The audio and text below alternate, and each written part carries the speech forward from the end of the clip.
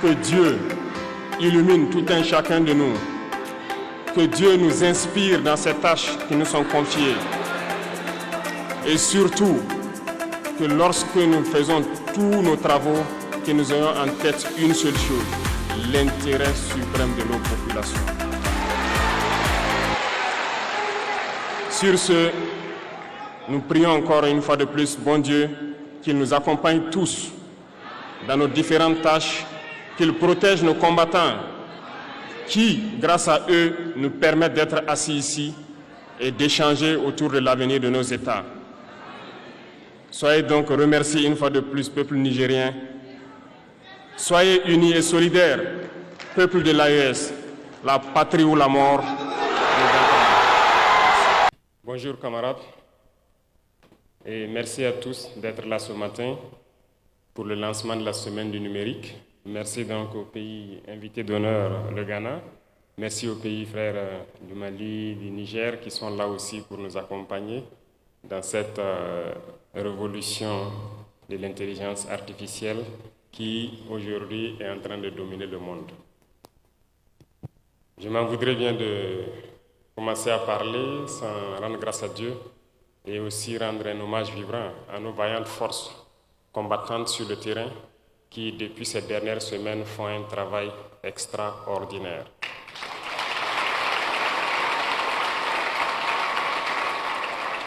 Je le dis parce que je sens de la fierté ces dernières semaines. Pendant que l'ennemi croit qu'il est en train de nous faire plier, c'est en ce moment que le moral de nos hommes rebondit. Et ils font un travail exceptionnel ces dernières semaines. Et je tiens à les rendre hommage, à les féliciter. Et je souhaite donc qu'on prenne une minute de silence pour prier pour le repos des âmes de tous ceux qui ont perdu la vie dans ce combat.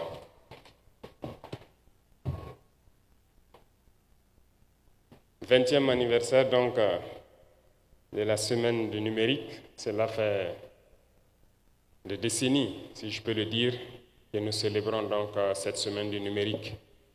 Mais je pense que ce 20e anniversaire doit être l'occasion de marquer aussi une pause, de faire le point de situation, de voir où est-ce que nous en sommes pour pouvoir nous projeter dans le futur.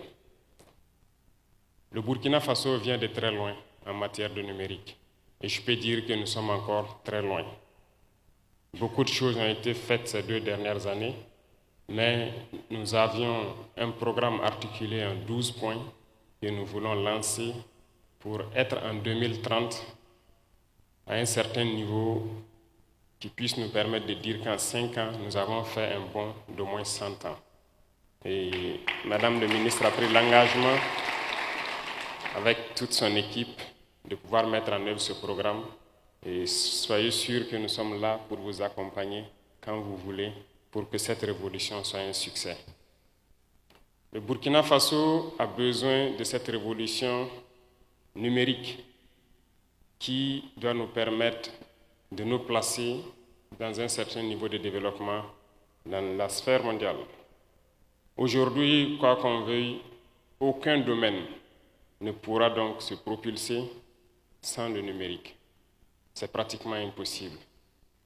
Nous avions tantôt parlé de lourdeurs administratives, de tracasseries et tout ce qui va, dont sont victimes toutes les populations, toutes les couches de nos populations sont victimes de souvent certaines lenteurs au niveau de l'administration, mais seule la digitalisation, le numérique peut nous permettre de faire un bond significatif, d'offrir des services rapides et donc à moindre coût et de faire une économie d'échelle donc dans ce service pour que nous puissions avancer dans notre administration. Que ce soit le domaine de la santé, le domaine de l'éducation, de la sécurité, de la défense, tous les domaines ont besoin aujourd'hui du numérique pour pouvoir avancer. Nous parlons donc de pays qui aujourd'hui cherchent à combattre un phénomène qui gangrène l'Afrique tout entière. Je ne dirais pas le Burkina, qui gangrène l'Afrique tout entière, la corruption. Nous ne pouvons pas lutter contre la corruption sans intégrer le volet digital. Si nous voulons effectivement lutter contre la corruption, il va falloir qu'on accepte de digitaliser beaucoup de procédures qu'on accepte donc le numérique dans tout ce que nous faisons dans l'administration. Et c'est la seule façon de pouvoir lutter contre la corruption. Et notre pays en a besoin. Notre pays en a drastiquement besoin, d'autant plus que nous sommes encore en train de mettre beaucoup d'énergie pour que beaucoup de secteurs soient digitalisés et nous permettent de faire un bond significatif dans la lutte contre la corruption.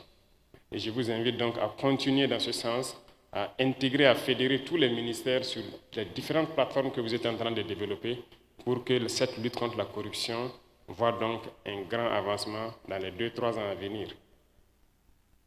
Si nous voulons aussi d'instruments de sécurité performants, nous n'avons pas le choix que d'intégrer l'intelligence artificielle. Et je pense que c'est une occasion de pouvoir aussi informer beaucoup de jeunes sur ce que c'est que l'emploi judicieux de l'intelligence artificielle, les prendre des exemples concrets. En matière de sécurité, en matière de défense, je vous prends un exemple. L'analyse de certaines données a besoin forcément d'intelligence artificielle pour aller très vite et être très concret. Donc aujourd'hui, la démographie et toutes les données récoltées donc par les capteurs, si je peux dire, de la sécurité, ont besoin d'une analyse rapide et succincte pour pouvoir donner des conclusions qui permettent aux différentes forces de pouvoir agir à temps et pouvoir anticiper sur tout ce qui peut toucher à la sécurité de notre pays. Aujourd'hui, en termes de défense, qui ne serait pas content que de sa position, qu'il puisse peut-être avoir des images et ses coordonnées d'une situation particulière, transmettre à une unité qui a déjà la situation en temps réel et qui doit intervenir sur le terrain. Ça permet de sauver des vies parce que ça vous permet de mieux préparer et d'anticiper la situation. Mais tout cela ne peut se faire que lorsque nous développons sérieusement nos infrastructures numériques. Et nous sommes sur cette lancée parce que le Burkina Faso, comme je l'ai dit, vient de très loin. Nous avons passé tout le temps à héberger nos données à l'étranger. Ça veut dire que nous ne sommes pas maîtres de nos propres données que nous produisons. Et nous ne pouvons pas parler de souveraineté si nous n'hébergeons pas nous-mêmes nos propres données que nous produisons ici et qu'on passe le temps à aller les exposer, à les mettre chez les autres.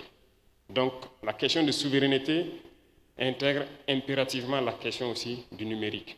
Aujourd'hui, nous sommes en train donc d'acquérir des data centers pour pouvoir, au fur et à mesure, héberger toutes nos données que nous produisons ici sur place et aussi les différentes applications que les jeunes sont en train de développer, à qui d'ailleurs je tire mon chapeau, féliciter toutes les équipes qui participent à ce combat avec nous, parce que le Burkina Faso, rien qu'hier, importait les applications élémentaires dans notre administration.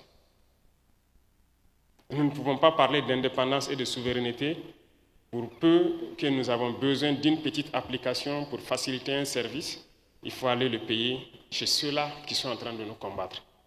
Nos données et toutes nos actions, tous nos mouvements sont donc connus et su de tous.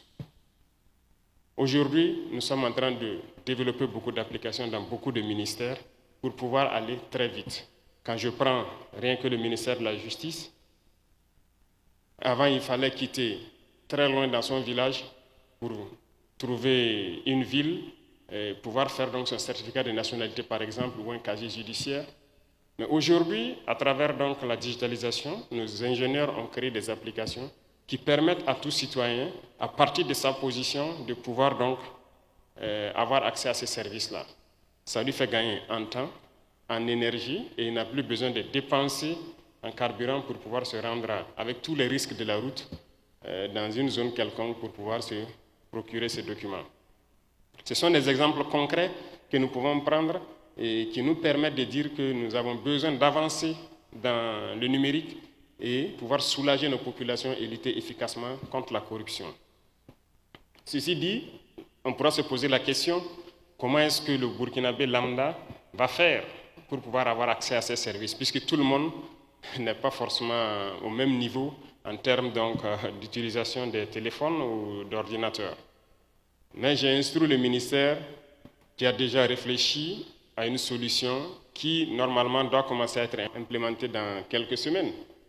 Nous voulons construire dans toutes les provinces et plus tard dans tous les départements des maisons des citoyens. Ce sont des maisons où des jeunes donc pourront être là, accompagnés avec tout le package numérique du Burkina Faso. Lorsqu'un citoyen a besoin d'un service, il pourra se rendre dans ces maisons des citoyens et pouvoir avoir accès à ces services-là. Donc nous n'avons oublié personne. Tout le monde sera servi et que nous puissions donc être ensemble sur le bateau et que personne ne soit à la traîne. C'est pour dire qu'il y a de vastes chantiers qui sont engagés à travers donc le ministère. Et aujourd'hui, nous recrutons 10-20 fois plus d'ingénieurs dans le domaine donc, du numérique pour pouvoir aller très vite. En plus de tout cela, la formation est essentielle.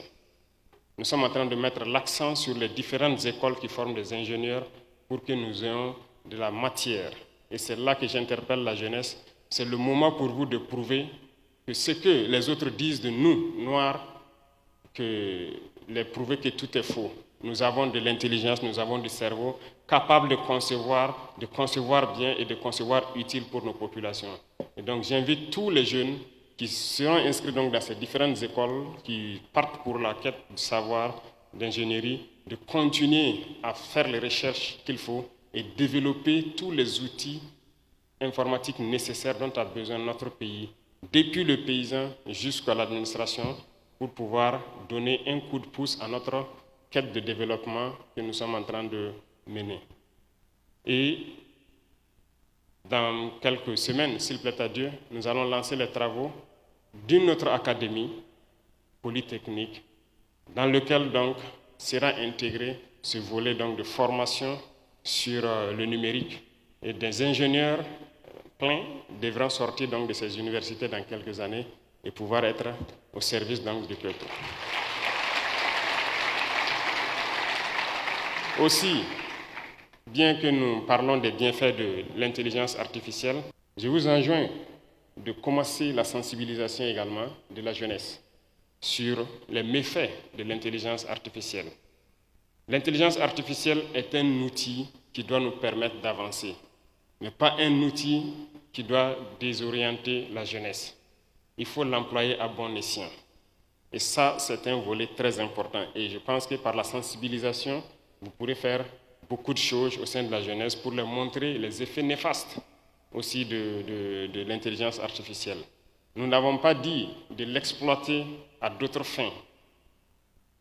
Beaucoup aujourd'hui le font déjà pour escroquer des individus, pour passer pour autres personnes, et ainsi de suite, pour la désinformation et tout ce qui va.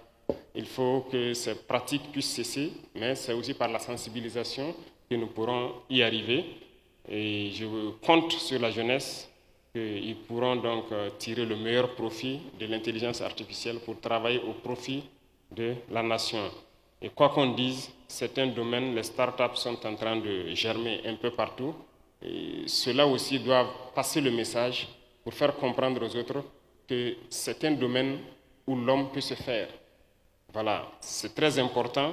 Il faut que les jeunes comprennent que créer des startups, créer des petites entreprises dans le domaine du numérique pour aider et faciliter la vie des citoyens, ça vous permet vous-même aussi de pouvoir vivre dignement au Burkina Faso. Donc j'exhorte tout un chacun à intégrer le volet donc, du numérique. Je vous encourage, vous, ministère, à pouvoir lancer tous les vastes chantiers et notre programme des 12 points, des 12 engagements que vous avez pris sur 2030, que nous puissions atteindre nos objectifs bien avant 2030. Et j'espère que c'est bien possible. Donc j'invite tout un chacun, tous les départements ministériels à fédérer les énergies pour pouvoir faciliter la tâche à ceux-là qui sont censés vous accompagner dans ce développement du numérique à travers l'intelligence artificielle et favoriser donc le développement de notre chère patrie. Merci beaucoup à tous. Je vous souhaite une très bonne semaine du numérique. Et Inch'Allah, on se retrouve la session prochaine avec des innovations majeures, s'il plaît à Dieu, toujours pour le bonheur de nos populations. Merci à tous d'être venus et merci aux pays frères qui sont là. Je vous souhaite très bon séjour au Burkina Faso et que Dieu bénisse notre très chère patrie, la patrie où la mort nous verra. Merci.